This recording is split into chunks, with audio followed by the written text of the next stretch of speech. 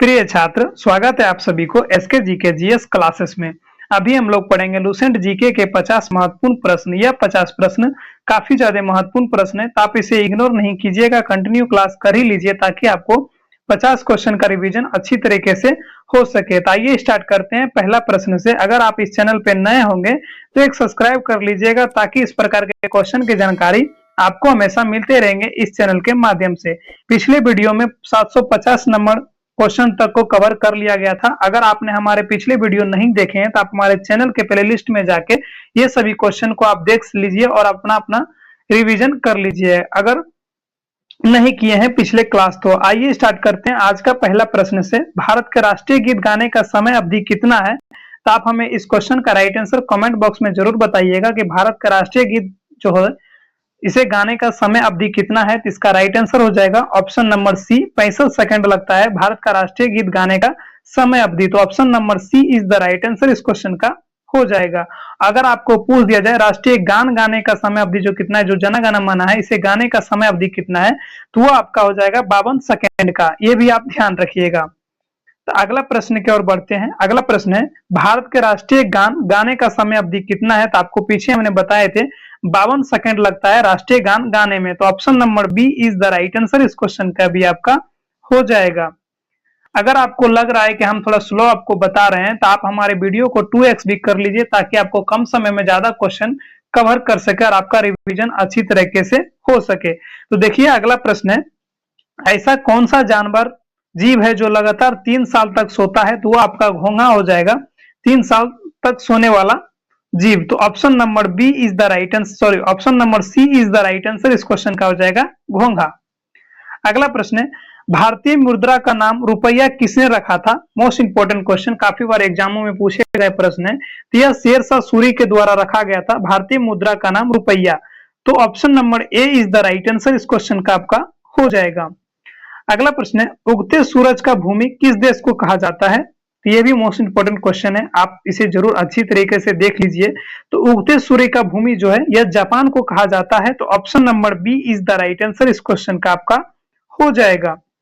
अगला प्रश्न है भारत के कितने राज्य बांग्लादेश के सीमा से सटा हुआ है? तो इसका राइट आंसर आपका होगा, यह आपका कॉन्सेप्ट क्लियर रहना चाहिए जिससे आपको अच्छी तरीके से पता होगा। इसका राइट आंसर आपका होगा 5 राज्य जो है ये भारत के बांग्लादेश सीमा से सटा हुआ है। तो option number D is the right answer इस क्वेश्चन का आपका हो जाएगा। अगला प्रश्न है जियो और जीने दो का नारा किसने दिया था? तो इसका राइट आंसर आपका हो जाएगा महावीर स्वामी के द्वारा दिया गया था यह नारा, जियो और जीने दो। तो option number B is the right answer इस क्वेश्चन का भी आपका हो जाएगा। अगला प्रश्न है पाकिस्तान देश के साथ पाकिस्तान देश में कौन सा भाषा बोला जाता है? तो इसका राइट आंसर आपका होगा उर्दू भाषा बोला जाता है पाकिस्तान में। तो option number B is the right answer इस क्वेश्चन का आपका हो जाएगा। अगला प्रश्न है झीलों की नगरी किस शहर को कहा जाता है? तो ये इंडिया के बारे में पूछ रहा है, हमारे भारत के बारे में, जिसे झीलों की नगरी किस शहर को कहा जाता है? तो यह आपका राइट आंसर हो जाएगा उदयपुर को कहा जाता है झीलों की नगरी। तो option number A is the right answer इस क्वेश्चन का आपका हो जाएगा। अगला प्रश्न है किस पेड़ का लकड़ी सोने से भी महंगा होता है? तो मोस्ट इंपोर्टेंट क्वेश्चन, इस पे एक मूवी भी बनी है। तो लाल चंदन का लकड़ी जो है यह सोने से भी महंगा होता है इस लकड़ी का कीमत। तो option number B is the right answer इस क्वेश्चन का आपका हो जाएगा। मेरे दोस्तों मुझे उम्मीद है आपको ये 10 क्वेश्चन बहुत अच्छे से समझ में आएंगे। अगर अच्छे लगे होंगे तो अपने दोस्तों को जरूर शेयर कर दीजिएगा ताकि वो लोग भी पढ़ के अपना रिवीजन कर सके। अगर आप इस चैनल पे नए होंगे तो एक सब्सक्राइब कर दीजिएगा ताकि एक मोटिवेट भी मिलते हैं हमको इस प्रकार के और वीडियो बनाने के लिए। तो देखिए अगला प्रश्न है भारत के राष्ट्रीय चिन्हों में कितने शेर है? जो हमारा अशोक स्तंभ है इसमें कितने शेर हैं, यानी बाघ जो है, जो शेर लाइन होते हैं, इनमें कितने शेर हैं भारतीय राष्ट्रीय चिन्ह में? तो इसका राइट आंसर आपका होगा 4 शेर उसमें जो है उपस्थित हैं।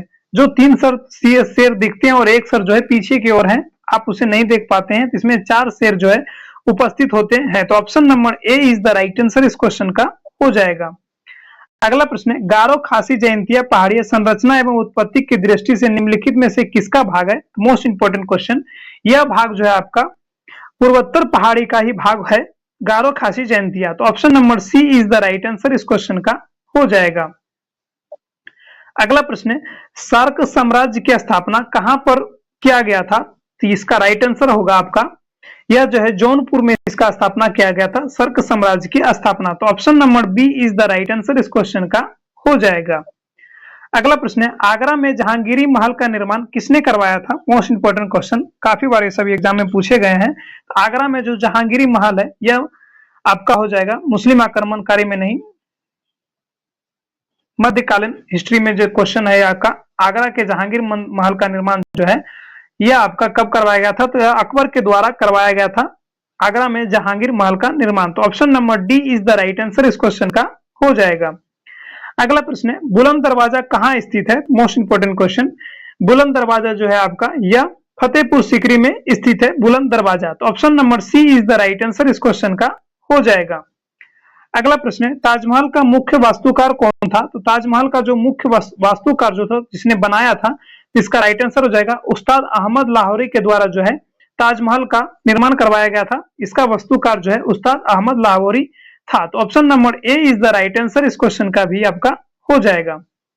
अगला प्रश्न है, आगरा के किले में मोती मस्जिद का निर्माण किसने करवाया था? ये काफी बार पूछे गए हैं। तो इसका राइट आंसर आपका होगा शाहजहां के द्वारा जो है आगरा के किले में मोती मस्जिद का निर्माण करवाया गया था। तो option number C is the right answer इस क्वेश्चन का हो जाएगा। अगला प्रश्न है, आगरा के लाल किले का निर्माण किसने करवाया था? ये भी इंपॉर्टेंट क्वेश्चन है। आगरा के लाल किले का निर्माण जो है यह अकबर के द्वारा करवाया गया था, आगरा में लाल किले का निर्माण। तो option number D is the right answer इस क्वेश्चन का हो जाएगा।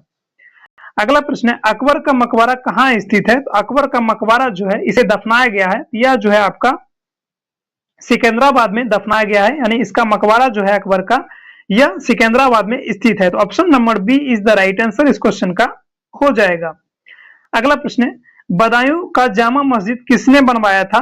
इसका राइट आंसर आपका होगा इल्तुतमिश के द्वारा जो है बदायूं का जामा मस्जिद बनवाया गया था। तो option number A is the right answer इस क्वेश्चन का हो जाएगा। अगला प्रश्न है, समुद्रगुप्त के सामरिक विजयों का वर्णन करने वाला प्रसिद्ध काव्य कहाँ अवस्थित है? इसका राइट आंसर होगा आपका प्रयाग में जो है यह स्थित है, समुद्रगुप्त का सामरिक विजयों का वर्णन। तो option number A is the right answer इस क्वेश्चन का हो जाएगा। अगला प्रश्न है, ये टू सेम क्वेश्चन है, इसका भी राइट आंसर आपको ये हो जाएगा प्रयागराज। इसे आप ध्यान से पढ़ लीजिएगा और अपना आंसर बता दीजिएगा। अगला प्रश्न है, आगरा नगर का स्थापना किसने किया था? मोस्ट इंपोर्टेंट क्वेश्चन, आगरा नगर का जो स्थापना है यह सिकंदर लोदी वंश का जो एक राजा था सिकंदर लोदी, इन्होंने ही आगरा नगर का स्थापना किया था। तो option number C is the right answer इस क्वेश्चन का हो जाएगा। अगला प्रश्न है, जौनपुर नगर का स्थापना किसने किया था? इसका राइट आंसर हो जाएगा फिरोज शाह तुगलक वंश के जो एक राजा थे फिरोज शाह तुगलक, इन्होंने ही जो है जौनपुर नामक नगर का स्थापना किया था। तो option number B is the right answer इस क्वेश्चन का हो जाएगा। अगला प्रश्न है, किस सल्तनत कालीन सुल्तान ने अपना राजधानी दिल्ली से आगरा स्थानांतरित किया था? इसका राइट आंसर आपका हो जाएगा सिकंदर लोदी जो थे यह अपना राजधानी दिल्ली से आगरा स्थानांतरित किए थे। तो option number B is the right answer इस क्वेश्चन का हो जाएगा। अगला प्रश्न है, अयोध्या के बाबरी मस्जिद का निर्माण किसने करवाया था? इसका राइट आंसर आपका होगा मीर बख्शी, सॉरी यहाँ पे मिसप्रिंट हुआ है, तो मीर बख्शी के द्वारा जो है या मीर बकी के द्वारा जो है अयोध्या का बाबरी मस्जिद का निर्माण करवाया गया था। तो option number A is the right answer इस क्वेश्चन का हो जाएगा। अगला प्रश्न है, सिराज ए हिंद किस नगर को कहा जाता है? तो सिराज ए हिंद जो है यह जौनपुर नगर को कहा जाता है सिराज ए हिंद। तो option number A is the right answer इस क्वेश्चन का भी हो जाएगा। अगला प्रश्न है, बीरबल का जन्म कहाँ हुआ था? तो जो बीरबल था जो अकबर के दरबारी कवि था, इनका जन्म जो है यह कालपी या कपाली में इनका जन्म हुआ था। तो option number D is the right answer इस क्वेश्चन का हो जाएगा। अगला प्रश्न है, ताजमहल का निर्माण किसने करवाया था? तो ताजमहल का निर्माण जो है यह शाहजहां के द्वारा करवाया गया था। तो option number A is the right answer इस क्वेश्चन का होगा। अगला प्रश्न है, धर्मराजी का स्तूप कहाँ स्थित है? तो जो धर्मराजी का स्तूप है यह आपका सारनाथ में स्थित है। तो option number D is the right answer इस क्वेश्चन का भी हो जाएगा। अगला प्रश्न है, स्कंदगुप्त ने उत्तर प्रदेश के किस जनपद में भीतरी अभिलेख लिखवाया था? तो भीतरी अभिलेख जो है स्कंदगुप्त के द्वारा उत्तर प्रदेश में किस जनपद के द्वारा लिखवाया गया था या फिर कहां पे लिखवाया गया था? तो इसका राइट आंसर हो जाएगा आपका गाजीपुर में इसे लिखवाया गया था। भीतरी अभिलेख। तो option number B is the right answer इस क्वेश्चन का हो जाएगा। अगला प्रश्न है, बेलन नदी घाटी खुदाई किसके निर्देशन में करवाया गया था? तो इसका राइट आंसर होगा प्रोजे आर सी शर्मा के द्वारा जो है यह बेलन नदी घाटी का खुदाई करवाया गया था। तो option number A is the right answer इस क्वेश्चन का हो जाएगा। अगला प्रश्न है, अजीनम बेगम का जन्म कहां पे हुआ था? इसका राइट आंसर होगा आपका लखनऊ में जो है अजीनम बेगम का जन्म हुआ था। तो option number D is the right answer इस क्वेश्चन का भी हो जाएगा। अगला प्रश्न है, लिखित में कौन सा नवपाषाणिक स्थल उत्तर प्रदेश में स्थित है? जो लिखित के द्वारा दर्शाया गया है नवपाषाणिक स्थल जो उत्तर प्रदेश में स्थित है, तो कौन सा है वो? तो वह आपका हो जाएगा कोलडीहवा। कोलडीहवा जो है यह नवपाषाणिक स्थल है, यह उत्तर प्रदेश में स्थित है। तो option number A is the right answer इस क्वेश्चन का हो जाएगा। अगला प्रश्न है, मध्य पाषाणकालीन स्थल सराय नहार राय उत्तर प्रदेश के किस जनपद में स्थित है? इसका राइट आंसर आपका हो जाएगा प्रतापगढ़ जनपद में जो है यह स्थित है। तो option number B is the right answer इस क्वेश्चन का हो जाएगा। अगला प्रश्न है, लोहे के खोज उत्तर प्रदेश के किस जनपद में हुआ था? इंपॉर्टेंट क्वेश्चन है मेरे दोस्तों, आप इसे जरूर ध्यान से देख लीजिए। यह जो है वाराणसी जनपद में हुआ था लोहे का खोज उत्तर प्रदेश के वाराणसी में। तो option number D is the right answer इस क्वेश्चन का हो जाएगा। अगला प्रश्न है, उत्तर प्रदेश के किस पुरातात्विक स्थल में अस्थि निर्माण मातृ देवी का प्रतिमा प्राप्त हुआ है? इसका राइट आंसर आपका हो जाएगा लोहाद नाला क्षेत्र में जो है पुरापाषाणकालीन स्थल में अस्थि निर्माण मातृ देवी का प्रतिमा प्राप्त हुआ है। तो option number B is the right answer इस क्वेश्चन का हो जाएगा। अगला प्रश्न है, पंडित मदन मोहन मालवीय का जन्म कब हुआ था? इसका राइट आंसर आपका हो जाएगा 1861 ईस्वी में पंडित मदन मोहन मालवीय का जन्म हुआ था। तो option number A is the right answer इस क्वेश्चन का हो जाएगा। अगला प्रश्न है, उत्तर प्रदेश के किस नवपाषाणिक पुरास्थल में धान की खेती का साक्ष्य मिला है? तो इसका राइट आंसर हो जाएगा आपका कोलडीहवा में जो है धान का साक्ष्य मिला है नवपाषाणिक पुरास्थल में। तो option number C is the right answer इस क्वेश्चन का भी होगा। अगला प्रश्न है, तात्या टोपे को कब फांसी दिया गया था? जो क्रांतिकारी थे 1857 के, इन्हें फांसी कब दिया गया था? तो इसका राइट आंसर हो जाएगा 1859 ईस्वी में इसे फांसी दिया गया था। Option number C is the right answer इस क्वेश्चन का होगा। अगला प्रश्न है, पंडित जवाहरलाल नेहरू का जन्म कब हुआ था? Important question. तो पंडित जवाहरलाल नेहरू का जन्म 1869 ईस्वी में 1889 ईस्वी में जो है पंडित जवाहरलाल नेहरू का जन्म हुआ था। तो option number D is the right answer इस क्वेश्चन का भी होगा। अगला प्रश्न है, पंडित मोतीलाल नेहरू को कांग्रेस का अध्यक्ष कब बनाया गया था? इसका राइट आंसर आपका हो जाएगा 1919 ईस्वी में पंडित मोतीलाल नेहरू को, जो पंडित जवाहरलाल नेहरू के पिताजी थे, इनको जो है कांग्रेस का अध्यक्ष बनाया गया था 1919 ईस्वी में। तो option number B is the right answer इस क्वेश्चन का होगा। अगला प्रश्न है, किसके छल के कारण तात्या टोपे को गिरफ्तार कर लिया गया था? यानी एक विनोद टाइप का होता है जिनके कारण जो है तात्या टोपे एक क्रांतिकारी थे, उनको गिरफ्तार कर लिया गया था। तो इसका राइट आंसर आपका हो जाएगा मान सिंह के द्वारा जो है इन्हें गिरफ्तार करवाया गया था तात्या टोपे को। तो option number C is the right answer इस क्वेश्चन का होगा। अगला प्रश्न है, जवाहरलाल नेहरू कब भारत के प्रधानमंत्री बने? तो जवाहरलाल नेहरू जो है ये 1947 ईस्वी में भारत के प्रधानमंत्री बने थे।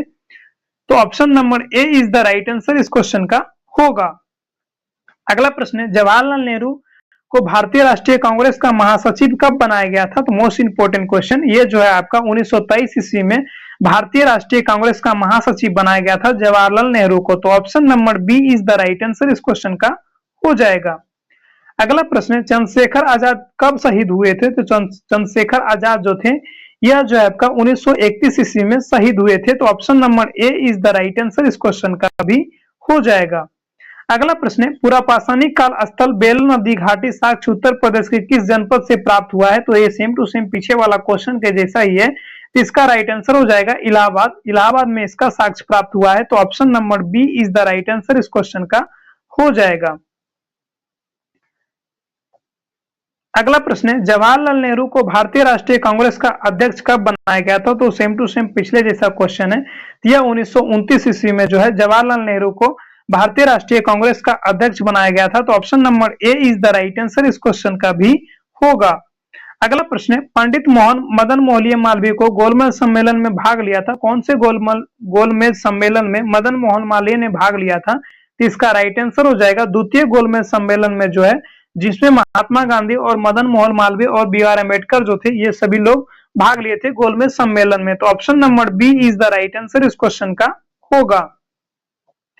अगला और लास्ट प्रश्न है, 1857 के विद्रोह में किसे पकड़ने हेतु अंग्रेजों ने 1 लाख का इनाम रखा था? इस क्वेश्चन का राइट आंसर हो जाएगा नाना साहब को पकड़ने के लिए जो है 1 लाख का इनाम रखा था 1857 के क्रांति में। तो option number B is the right answer इस क्वेश्चन का हो जाएगा। मेरे दोस्तों, मुझे उम्मीद है आपको ये 50 क्वेश्चन बहुत अच्छे से समझ में आए होंगे। अगर अच्छे लगे होंगे तो अपने दोस्तों को जरूर शेयर कर दीजिएगा, ताकि वो लोग भी अपना रिवीजन अच्छी तरह कर सकें। आने वाले एग्जाम में जैसे एनटीपीसी, बिहार एसएससी हो गए या फिर आरआरबी के कोई भी एग्जाम हो गए, तो आप इसे जरूर अपना रिवीजन करते रहिए। हमारे चैनल के माध्यम से हमेशा आपको रिवीजन करने का मौका मिलते रहेगा। अगर आप नए होंगे तो एक सब्सक्राइब कर लीजिए, ताकि इस प्रकार के क्वेश्चन की जानकारी आपको मिलती रहेंगे इस चैनल के माध्यम से। तो मिलते हैं अगले क्लास में, तब तक के लिए जय हिंद, जय भारत।